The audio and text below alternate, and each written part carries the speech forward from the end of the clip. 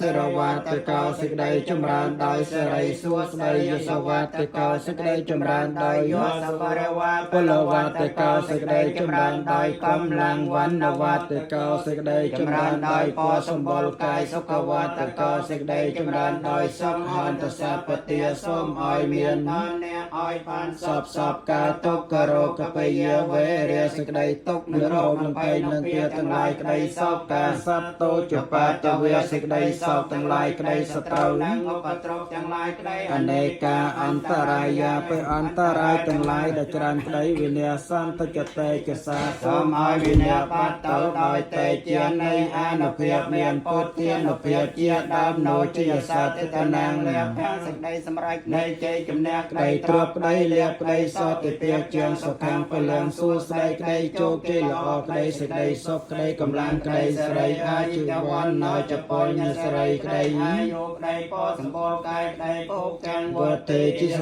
វាសុខសម្បត្តិក្តីសេចក្តីចម្រើនក្តីមានយកក្តីសតវាសាចអាយុប្រមាណ100ឆ្នាំក្តីជីវសត្តិបវន្តតេសេចក្តីសម្រេចនៃកិរិយាចិញ្ចឹមជីវិតជាសពក្តីទាំងអស់នេះសូមឲ្យមានដល់ទេអតរតិ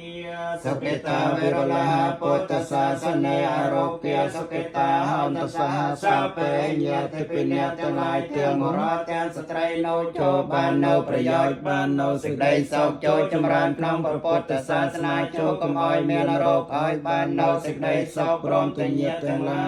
យគ្រប់គ្នា